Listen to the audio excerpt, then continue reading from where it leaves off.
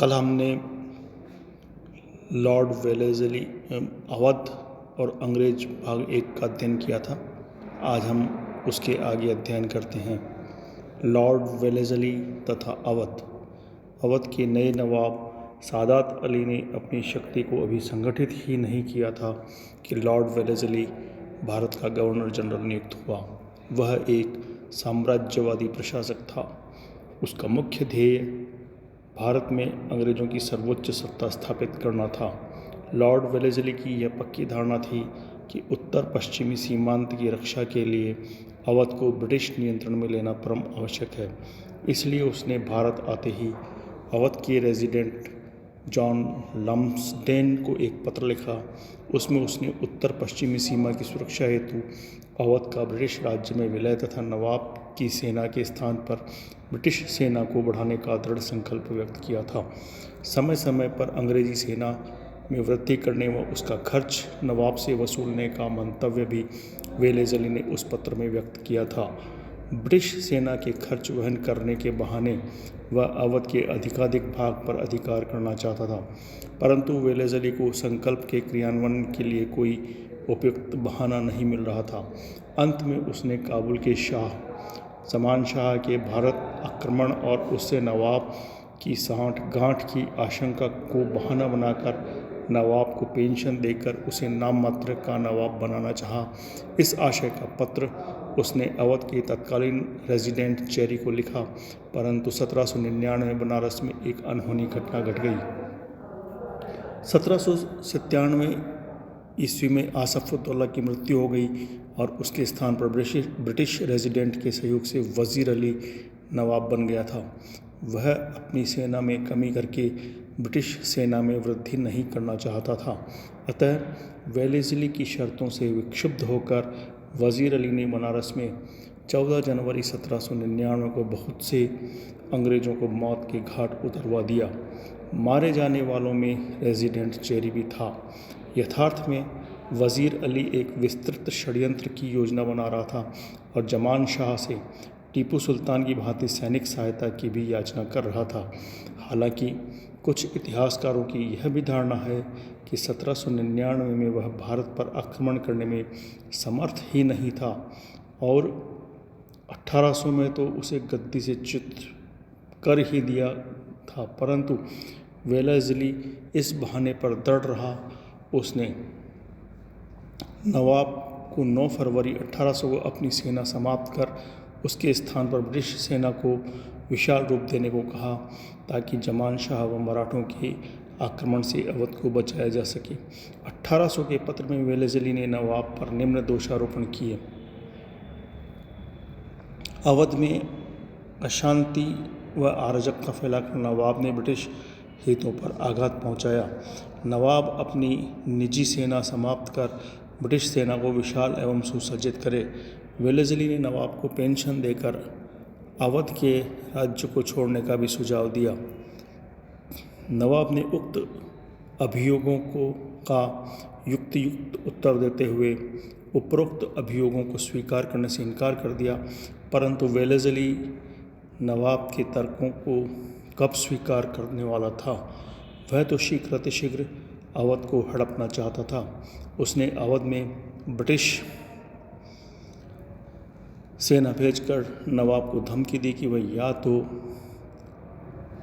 सालाना पेशकश लेकर राज्य का परित्याग कर दे अथवा अवध में भेजी अंग्रेजी सेना को अपना आधा राज्य समर्पित कर दे। इसके साथ ही वेलेज़ली ने अवध के ब्रिटिश सेनापति स्कॉट को आदेश दे दिए कि यदि नवाब स्वेच्छा से अपना आधा राज्य छोड़ने को तैयार न हो तो सैनिक शक्ति से उसके आधे राज्य पर अधिकार कर लिया जाए।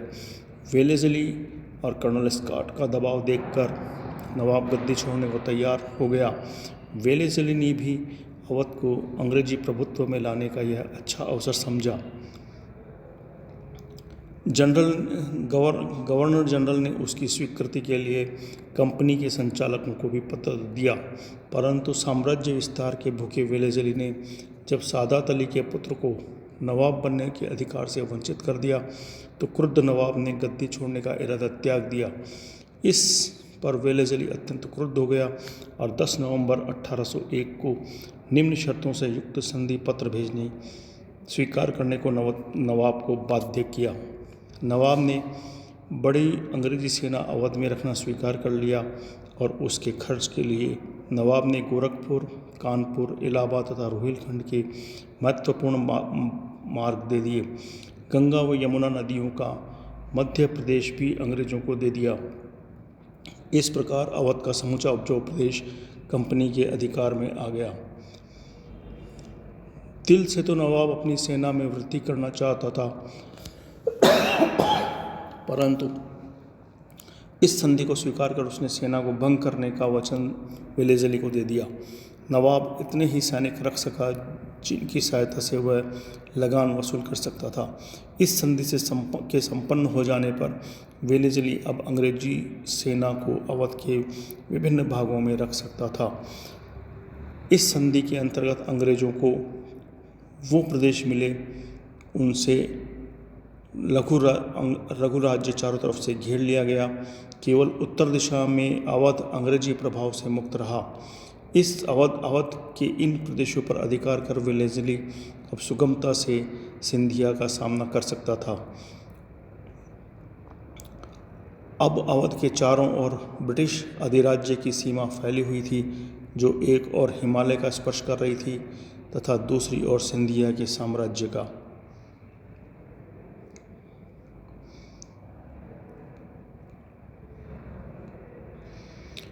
अवध के प्रति अपनाई गई वेलेज़ली की नीति की इंग्लैंड में कटु आलोचना हुई। इतिहासकार J.S. मिल ने तो इस संधि की आलोचना की, परंतु डॉक्टर H.H. विल्सन ने भी इस संधि की भारी आलोचना की।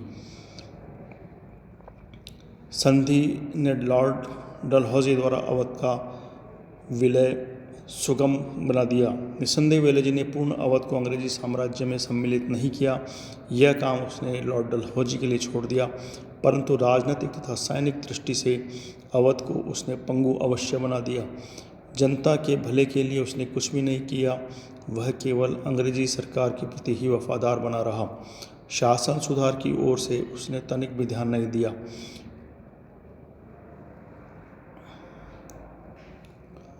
और उसकी यही कमी आगे तक अखरती रही और अंग्रेज अधिकारियों को उसके विलय की सहायता देती रही।